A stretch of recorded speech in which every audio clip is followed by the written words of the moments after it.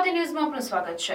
Jhagadia Sultanpura group ગ્રામ પંચાયતના deputy સરપંચ વિનોદ ચંદ્રસિંહ વસાવાએ ખુલાસા સાથે પ્રજા હિતમાં સ્વેચ્છાએ ડેપ્યુટી સરપંચ પદના હોદ્દા પરથી રાજીનામું આપ્યું।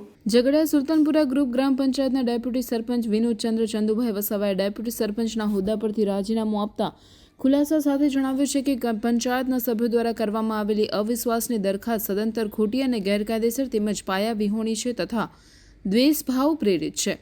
આગળ જણાવ્યું છે કે ઝઘડિયા સુલતાનપુરા ગ્રુપ ગ્રામ પંચાયતમાં ભણેલા ગણેલા શિક્ષિત ડેપ્યુટી સરપંચ બનેલા છે, જે અમુક સભ્યો તથા ગામના અમુક વિઘ્ન સંતોષીઓને દેખાતું નથી એમ જણાવવામાં આવ્યું છે। વધુમાં જણાવ્યું છે કે 30/11/2023ના રોજ ગ્રામ પંચાયતની સામાન્ય સભા મળી હતી, જેમાં ગામના નાગરિક દ્વારા કાચી બનનારી કેબિનનું ગ્રામ પંચાયતના આકારણી રજિસ્ટર ચોપડે આકારણી રજિસ્ટર કરવા અરજી આપેલ હતી, પરંતુ અરજી સાથે બાંધકામવાળી જગ્યાનો નકશો અને બાંધકામની મંજૂરી સામેલ ન હોવાથી તલાટી કમ મંત્રીએ અરજી બાજુમાં મૂકી દીધી હતી, જેને લઈને ડેપ્યુટી સરપંચ વિરુદ્ધ અવિશ્વાસની દરખાસ્ત પસાર કરી હોવાની આશંકા વ્યક્ત કરી છે।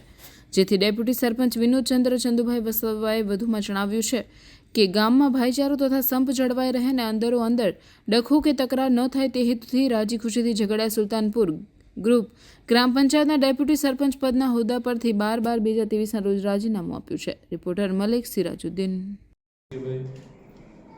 ગામમાં જે વિકાસના જે કામો છે તે નથી થવા દેતા, અટકાવે છે, વિરોધ કરે છે, એટલે સભ્યોએ જે રજૂઆત કરી છે, જે લેખિતમાં મને કરી છે તે ખોટી વાત છે। એટલે હું વંદે માતરમ, હું વિનોદ ચંદ્ર વસાવા ઝઘડિયા સુલતાનપુરા ગ્રુપ ગ્રામ પંચાયત ડેપ્યુટી સરપંચ તરીકે નિષ્ઠાપૂર્વક સેવા આપી છે। આજ રોજ તારીખ 12/12/2023થી હું મારી સેવા આપી શકું તેમ ન હોવાથી હું સ્વૈચ્છિક ઝઘડિયા સુલતાનપુરા ગ્રુપ ગ્રામ પંચાયતના ડેપ્યુટી સરપંચ પદેથી રાજીનામું આપું છું, જેમાં જિલ્લા ભાજપના યશસ્વી પ્રમુખ મારુતિસિંહ અટોદરિયા સાથે વિચાર વિમર્શ કરી અને ત્યાર પછી હું રાજીનામું આપું છું।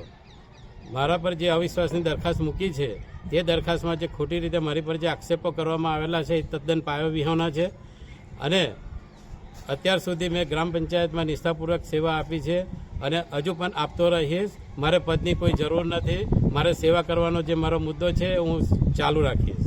ગ્રામ પંચાયતના કર્મચારીગણ, સભ્યગણ અને ગ્રામજનો અને તમામ ગ્રામજનો એ નિષ્ઠાપૂર્વક કામ કરવામાં સહકાર જે મને આપેલો છે તે બદલ એમનો દિલથી આભાર માનું છું।